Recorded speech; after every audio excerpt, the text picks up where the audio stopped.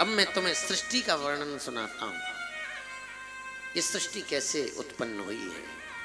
भगवान नारायण की जब इच्छा होती है,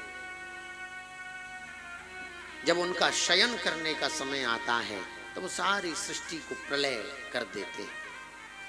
पूरी पृथ्वी जल में निमग्न हो जाती है, जल ही जल होता है। तब भगवान उस जल में शेषनाग के ऊपर शयन करते हैं। भगवान का नाम नारायण क्यों है?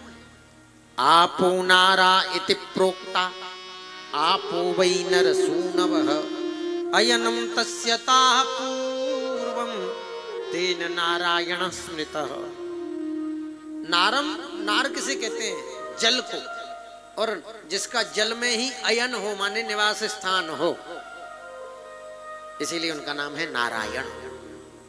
जब भगवान हजारों लाखों वर्षों तक नेत्र बंद करके और समाधि में रहते हैं, जब प्रलय हो जाती है, तब भगवान की एक से अधिक होने की इच्छा होती है। एको हम बहुश्याम।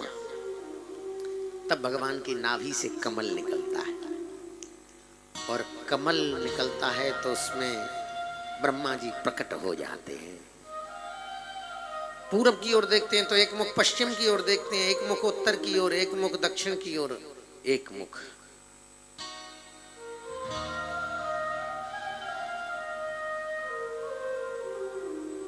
मैं कौन हूं? को हम हजारों वर्षों तक खोज की, पर पता नहीं चला। तब उन्हें एक आवाज सुनाई दी। सचिंतयन् द्व्यक्षरमेकदाम्भ, शुपाश्रणोद्विर्गदितं वचो विभुः, स्पर्शेषु यत्षोडशमेकविंशं, निष्किंचनानां निपयद्धनं विदुः। सचिंतयन् द्व्यक्षरमेकदाम्भ।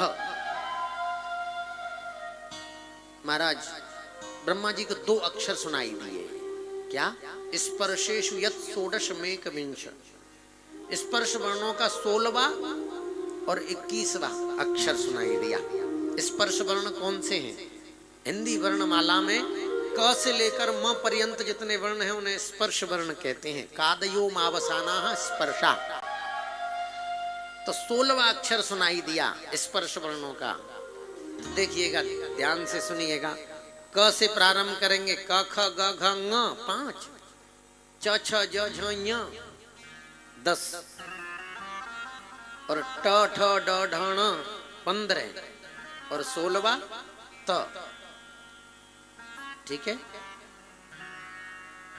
स्पर्शेषु यत् षोडशमेकविंशम्। 21वां अक्षर, पहले तो त लिख लीजिए और फिर 21वां त थ द ध न 20 और प 21। तो जल में जब पानी की बूंद गिरती है तो तप तप तप की आवाज आती है। ब्रह्मा जी समझ गए, ओहो मुझे तप करना चाहिए। दिव्य 10,000 वर्षों तक ब्रह्मा जी ने तपस्या की है। तब भगवान नारायण प्रकट हुए हैं और दिव्य चतुश्लोकी भागवत का ज्ञान दिया है। ध्यान से सुनना। ये ऐसे श्लोक हैं कि पूरी भागवत सुनने का फल मिल जाएगा आपको।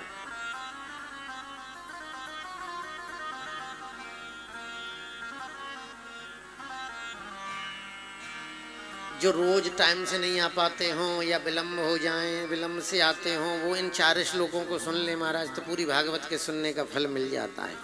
इसीलिए ध्यान से सभी लोग मनोयोग से इन श्लोकों का श्रवण करिए।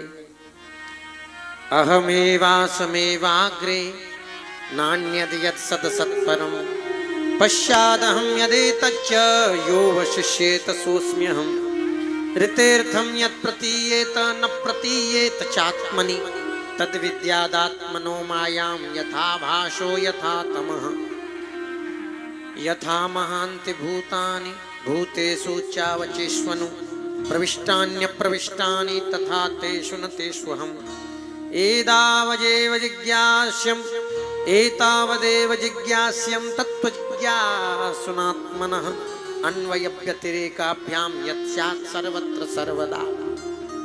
अहमेवासमेवाग्रे। ब्रह्मा जी, मैं ही इस सृष्टि से सबसे पहले मैं ही हूँ। अहम एवासमेवाग्रे। मैं ही आदि हूं, मैं मध्य हूं, मैं अंत्य हूं। यस्मात् पूर्वम नास्ति परम अस्ति स आदि, यस्मात् पूर्वम अस्ति परम अस्ति स मध्य, यस्मात् पूर्वम अस्ति परम नास्ति स अंत्य। सारे जगत का आदि, मध्य और अंत मैं ही हूं। सब